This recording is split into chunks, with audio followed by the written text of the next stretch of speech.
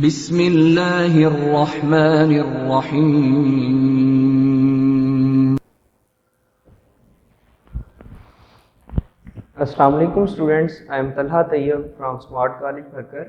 आज हम अपने सेकंड चैप्टर बायोलॉजी का last topic data organization and data analysis इसको कंप्लीट करेंगे। हमें इसमें ये देखना है कि हमारा जो ऑब्जर्वेशन से हासिल होने वाला डाटा है या हमारे एक्सपेरिमेंट से हासिल होने वाला जो डाटा है हमें वो किस तरह ऑर्गेनाइज करना है ताकि हमें उस डाटा से इंफॉर्मेशन मिल सके। यानी हमें डाटा को ऑर्गेनाइज कैसे करना है कि जिसे एक ही नज़र में या इजी टू अंडरस्टैंड हो कि हम आसानी से उसको समझ सकें। तो हम देखेंगे यहाँ पे हम कौन कौन सी टेक्निक्स को यूज़ करेंगे for data organisation and data analysis. हम ऑर्गेनाइज कैसे करेंगे डाटा को और उसकी एनालिसिस कैसे करेंगे, हम इन चीज़ों को यहाँ पे डिस्कस करेंगे। सबसे पहली चीज़ जो यहाँ पे हमें डिस्कस करनी हो ये है कि डाटा क्या होता है। डाटा हम किसको कहते हैं? डाटा असल में हमें किसी भी ऑब्जर्वेशन या एक्सपेरिमेंट से हासिल होने वाली इंफॉर्मेशन होती है जो अनप्रोसेस्ड होती है।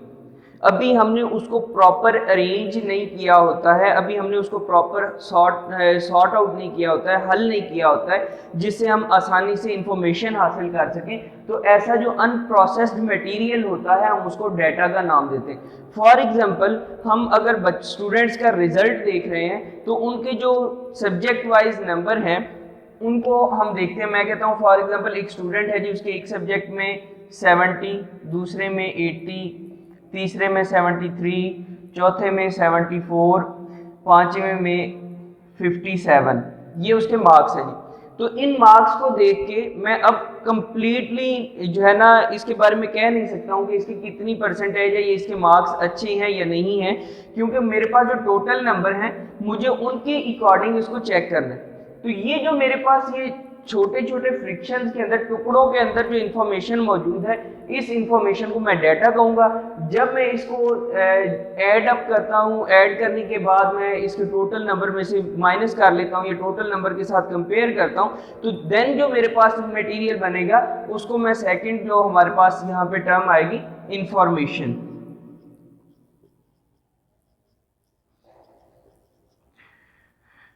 यानी अनप्रोसेस्ड मटेरियल को जब हम प्रोसेस कर लेंगे, उसमें से हम रिजल्ट को निकाल लेंगे, हमारे पास आसानी से समझ आने वाली चीज़ बन जाएगी, तो उसको हम इंफॉर्मेशन का नाम देंगे। यानी इंफॉर्मेशन वो चीज़ होगी जिसको आसानी से समझा जा सकता है।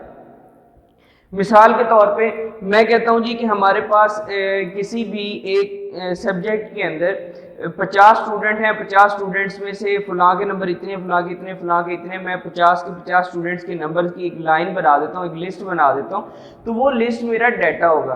अब मुझे पूछा जाता है कि जी इसमें से पास कितने हैं, फेल कितने। जब मैं उसमें से पास और फेल को सेपरेट कर लूँगा, अब जो मेरे पास रिजल्ट बनेगा वो मेरी इंफॉर्मेशन होगी।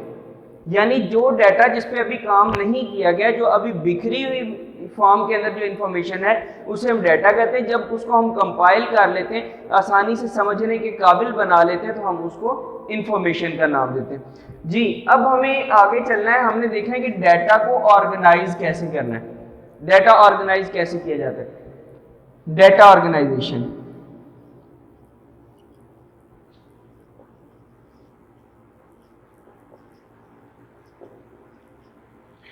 डाटा ऑर्गेनाइजेशन कैसे होती है? डाटा को ऑर्गेनाइज करने के लिए हम डिफरेंट टेक्निक्स को यूज कर सकते हैं। हम यहाँ पे फ्लो चार्ट बना सकते हैं, ग्राफ बना सकते हैं, हम पाई चार्ट बना सकते हैं, हम टेबल्स बना सकते हैं, तो हम कुछ भी कर सकते हैं। फॉर एग्जांपल मैं किसी भी डाटा को जो है ग्राफ की फॉर्म में भी बना सकता हूँ। मैं ग्राफ के अंदर शो कर सकता हूँ कि मैं अपने डाटा को कैसे ऑर्गेनाइज किया हुआ, मेरा डाटा आसानी से समझ आ रहा है थ्रू ग्राफ। या मैं पाई चार्ट बना सकता हूँ, जो आपने देखा होगा कि अक्सर हम फ़ोन की स्टोरेज में भी देखते हैं कि सर्कल को डिवाइड किया गया होता है, वो सर्कल शो कर रहा होता है हमारे डाटा के बारे में, तो ये हमारा पाई चार्ट आ जाता है। मैं टेबल ड्रॉ कर सकता हूँ डाटा को ऑर्गेनाइज करने के लिए, तो मैं कुछ भी कर सकता हूँ। ऐसी टेक्निक जिसके ज़रिए मेरा डाटा आसानी से संभाला जा सके, मेरा डाटा ऐसी फॉर्म में आ सके कि जिस पे आसानी से काम किया जा सके, तो उन टेक्निक्स को हम कहते हैं कि डाटा ऑर्गेनाइजेशन। वो काम जिनसे हम अपने डेटा को ऐसे संभाल लें कि आसानी से उसको समझ भी सकें और उसको नेक्स्ट प्रोसेस में ला भी सकें, तो हम उसको डेटा ऑर्गेनाइजेशन का नाम देते हैं। अब ये तो था डेटा ऑर्गेनाइज करना। जब तक हम डेटा को ऑर्गेनाइज नहीं करेंगे, हम नेक्स्ट उसके ऊपर कोई काम नहीं कर सकेंगे, कोई प्रोसेस नहीं कर सकेंगे। तो इसलिए हमें पहले डेटा को ऑर्गेनाइज करना है। जब डेटा ऑर्गेनाइज हो जाएगा, देन हमें नेक्स्ट काम करना है, और वो क्या है जी, डेटा एनालिसिस। यानी उस डेटा से एनालाइज करके अब रिजल्ट निकालना है हमें। अब उससे इंफॉर्मेशन को कंडक्ट करना है कि हमारी यहाँ से इंफॉर्मेशन बनती क्या है, आया हमारा जो डेटा है वो हमारे एक्सपेरिमेंट के, वो हमारी हाइपोथेसिस के हक में है या नहीं है, यानी हमारा एक्सपेरिमेंट किस हद तक सही है या नहीं। इन चीज़ों को चेक करने के लिए हमें करना होगा डेटा एनालिसिस। और डेटा एनालिसिस के लिए डेटा एनालिसिस, अब डेटा एनालिसिस के लिए हमें डिफरेंट टेक्निक्स को यूज़ करना होता है। मोस्टली जो हमारे पास टेक्निक्स यूज़ की जाती हैं वो स्टैट्स की टेक्निक्स होती हैं, जिसमें हम देखते हैं कि जी हम यूज़ करते हैं परसेंटेज को, रेशो को, प्रोपोर्शन को। ये जो डिफरेंट हमारी स्टैटिकल टेक्निक्स हैं, हम इनको यूज़ कर रहे होते हैं डाटा की एनालिसिस के लिए। अब डाटा एनालिसिस में अगर हम देखें, ये हमारे पास परसेंटेज क्या है, तो परसेंटेज मोस्टली हम यूज़ करते हैं कि जब हम जहाँ पे पूरे डाटा में से ये शो करने की कोशिश कर रहे हो कि कितने हिस्से क्या है, यानी 1/100 की फॉर्म में शो करने की कोशिश कर रहे हो कि यानी हम 100 में से कितनवा हिस्सा हमारा डाटा का हमारे जो है ना इस्तेमाल के काबिल है, या हमारा जो रिजल्ट है वो कितने परसेंट में बन रहा है, यानी वो 100 में टोटल 100% का कितना पोर्शन है। फॉर एग्जांपल मैं कहता हूँ जी हमारे पास 10 पेशेंट हैं, टोटल हमारा जो ग्रुप था वो 100 का था, टोटल ग्रुप 100 का था, और उसमें से 10 मलेरियल पेशेंट हैं। अब ये जो 100 लोगों में से 10 लोग मरीज हैं, तो मैं अगर इसको परसेंटेज की फॉर्म में लिखना चाहूँगा तो मैं इसको इजीली लिख सकता हूँ कि ये 10% है, यानी 100 में से 10 है जी। नेक्स्ट हमारे पास आती है जी रेशो। ये रेशो क्या चीज है?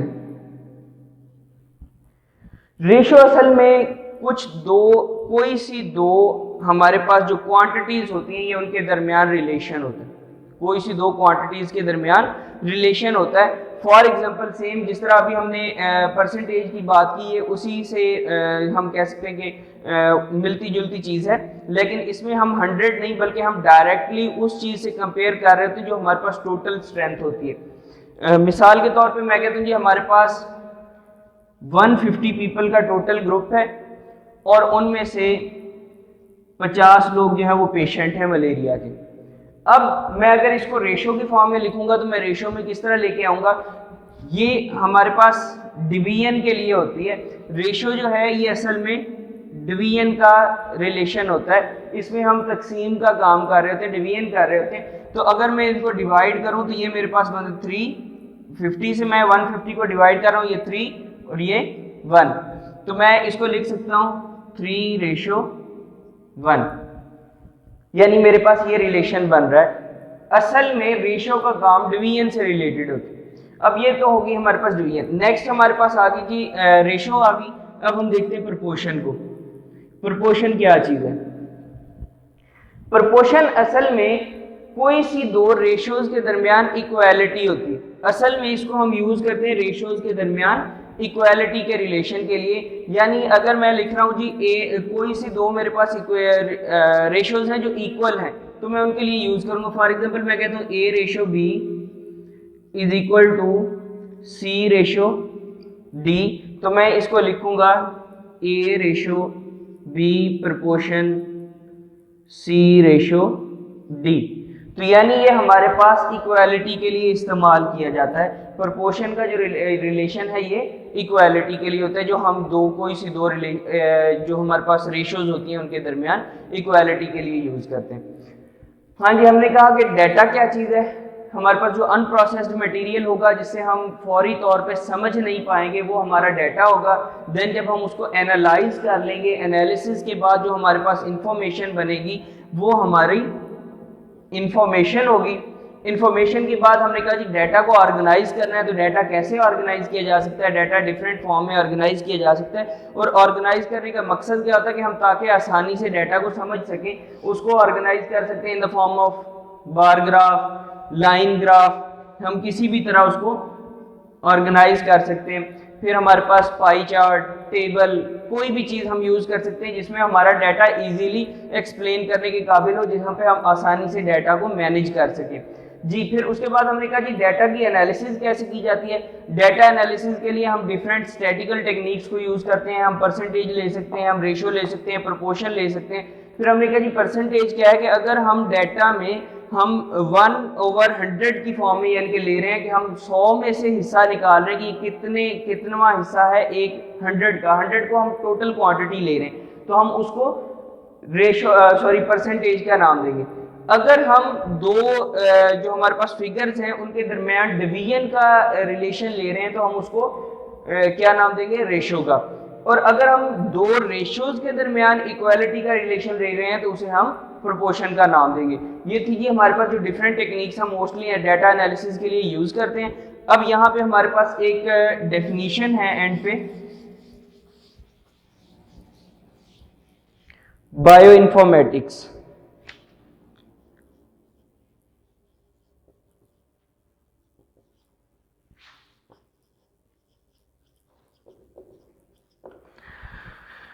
बायोइन्फॉर्मेटिक्स क्या चीज है।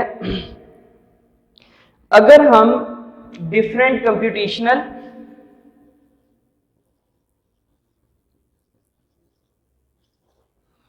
एंड स्टैटिकल टेक्निक्स यूज करते हैं डाटा को एनालाइज करने के लिए। कंप्यूटेशनल यानी कि हम कंप्यूटर से रिलेटेड जितनी भी हमारे पास टेक्निक्स है, जिस तरह हम कंप्यूटर से हम लॉग्स के अंदर चले जाते हैं, हम जो हमारे पास लॉगरिथम के रिलेशंस होते हैं हम उनको भी देखते हैं। फिर उसके साथ साथ हम अपने जितने भी बाकी के काम हैं इनको हम कंप्यूटर के ज़रिए सॉल्व कर सकते हैं। फिर हमारे पास कुछ डिफरेंट फार्मूलाज जो होते हैं हम उनको यूज़ करते हैं। इनको इस्तेमाल करते हुए या स्टैटिकल टेक्निक्स को इस्तेमाल करते हुए अगर हम डाटा को ऑर्गेनाइज करते हैं, डाटा को एनालाइज करते हैं, तो हम कहते हैं the computational and statical techniques used to organise biological data, तो हम उसको नाम देते हैं बायो इन्फॉर्मेटिक्स। कि हम बायो इन्फॉर्मेटिक्स में क्या करते हैं, हम ये बायो की ऐसी ब्रांच है जिसके अंदर कंप्यूटेशनल और स्टैटिकल टेक्निक्स को इस्तेमाल करके हम अपने बायोलॉजिकल डाटा को एनालाइज कर रहे होते हैं, तो इसे हम नाम देते हैं बायो इन्फॉर्मेटिक्स। ले जी आज का हमारा जो सेकंड चैप्टर का लास्ट लेक्चर था, सेकंड चैप्टर कंप्लीट कर लिया हमने। सबसे पहले हमने डाटा ऑर्गेनाइजेशन के बारे में बात की। हमने कहा जी डाटा क्या होगा, हमारे पास जो अनप्रोसेस्ड मटेरियल होगा वो डाटा होगा। जब हम उसको प्रोसेस कर लेंगे, उसकी एनालिसिस कर लेंगे, वो इन्फॉर्मेशन बन जाएगा। फिर हमने कहा जी हमारे पास डाटा ऑर्गेनाइजेशन कैसे होती है, उसके लिए हम different charts, graphs, pie charts, हम बार ग्राफ्स कुछ भी बना सकते हैं, कुछ भी इस्तेमाल कर सकते हैं डाटा को ऑर्गेनाइज करने के लिए। फिर हमने कहा जी डाटा की एनालिसिस कैसे होती है। डाटा एनालिसिस के लिए हम अपनी टेक्निक्स यूज़ करते हैं। हमारी जो मोस्टली टेक्निक्स यूज़ होती हैं वो स्टैट से रिलेटेड होती हैं। उनमें हमने देखी 3 तरह की टेक्निक्स देखी। हमने परसेंटेज को देखा, हमने रेशो को देखा, हमने प्रोपोर्शन को देखा। फिर उसके बाद हमने कहा जी हमारे पास एक लास्ट में डेफिनेशन मौजूद है बायो इन्फॉर्मेटिक्स। ये क्या है जी, बायो इन्फॉर्मेटिक्स कंप्यूटेशनल और स्टैटिकल टेक्निक्स हैं जिनको इस्तेमाल करके हम बायोलॉजिकल डाटा को ऑर्गेनाइज करते हैं। ठीक है जी, आज का टॉपिक यहाँ पे ख़त्म होता है। अल्लाह हाफिज़।